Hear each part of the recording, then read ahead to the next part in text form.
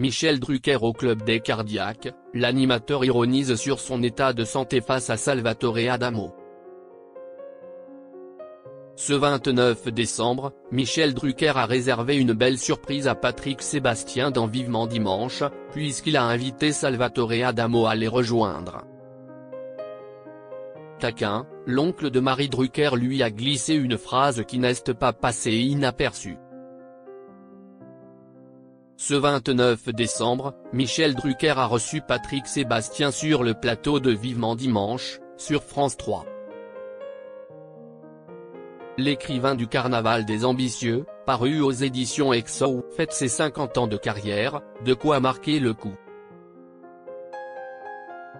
Pour l'occasion, l'oncle de Marie Drucker lui a réservé une belle surprise puisqu'il a invité Salvatore Adamo à les rejoindre sur le plateau. Taquin, Michel Drucker a glissé une phrase au chanteur qui n'est pas passée inaperçue. Tous les deux touchés par divers problèmes de santé, l'animateur de France 3 se sent connecté à l'artiste. Et pour cause, Salvatore Adamo revient de loin, lui qui a été victime d'un AVC en 2004. Il avait également dû annuler 2 de ses concerts en octobre 2023 pour des problèmes pulmonaires. À Sudinfo, son épouse Nicole Adamo avait confié en janvier dernier, si est un peu comme s'il s'était cassé une jambe. Il doit comprendre qu'il doit se reposer.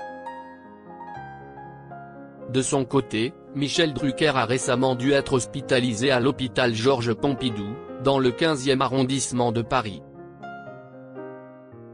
Quelques jours seulement après avoir fêté son 82e anniversaire, l'animateur s'est senti mal et s'est donc rendu à l'hôpital afin de l'ausculter et de procéder aux habituels examens initialement prévus au début de l'année 2025.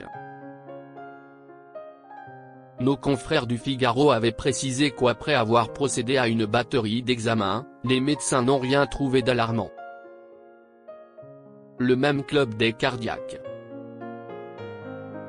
Ce dimanche 29 décembre donc, Michel Drucker recevait Patrick Sébastien et Salvatore Adamo sur le plateau de son émission. Pour l'accueillir, il a lancé en plaisantant « On est membre du même club des cardiaques ».